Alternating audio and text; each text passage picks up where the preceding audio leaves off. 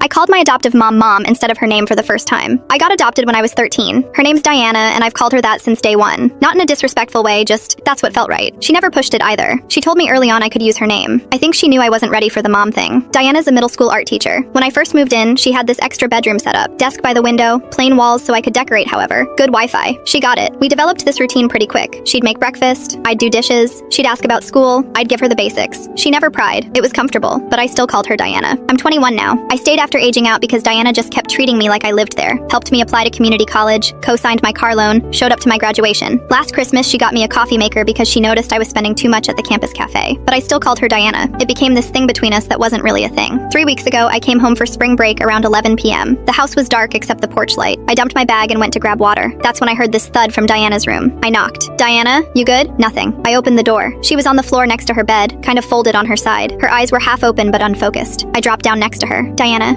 can you hear me? She made this groan but didn't really look at me. I grabbed her phone and called 911. My hands were shaking. The dispatcher asked what was wrong and I barely knew what to say. They asked about medical conditions and I remembered Diana's diabetic, type 1. The dispatcher told me to check for glucose tablets. I found them in her nightstand, got one in her mouth. She kind of sucked on it but didn't chew. The ambulance was 4 minutes out. Those 4 minutes felt like forever. I was sitting there with her head in my lap and she was doing this shallow breathing that scared me. I kept talking because I didn't know what else to do. You're gonna be fine, just stay with me, okay? And then it just came out. Mom, please be okay. I said it again. Mom, come on, stay awake. She didn't respond. Her eyes stayed half closed. I didn't even register what I'd said. I was just trying to keep her conscious. The paramedics got there and took over. Her blood sugar was 40-something. They got an IV in, gave her glucose. She started coming around in the ambulance. By the time we got to the hospital, she was talking again, annoyed they wouldn't let her walk. They kept her overnight. I stayed in one of those awful hospital chairs. Around 6 a.m., she was back to normal, arguing with the nurse about staying. When the nurse left, Diana looked at me. You called me Mom. I sat up, brain foggy. What? Last night, when you found me, you called me Mom. She had this look I couldn't read. I heard you. I thought she'd been completely out. You were awake? Sort of. In and out. I couldn't respond, but I could hear you. She was quiet. You said it twice. My throat felt tight. She squeezed my hand. I've been waiting 8 years to hear that. I started crying. Not sobbing, just tears. She was crying too. You didn't have to wait for me to almost die, I said, voice cracking. Worth it, she said. The doctor cleared her to go home. We stopped at the diner and got pancakes. When the food came, I looked at her and said, thanks, Mom. She smiled. Didn't make a big deal. Just smiled and said, you're welcome, sweetie. I called her yesterday about a recipe. When she picked up, I said, hey, Mom, quick question. She didn't say anything for a second, then answered like normal, but I could hear her smiling through the phone.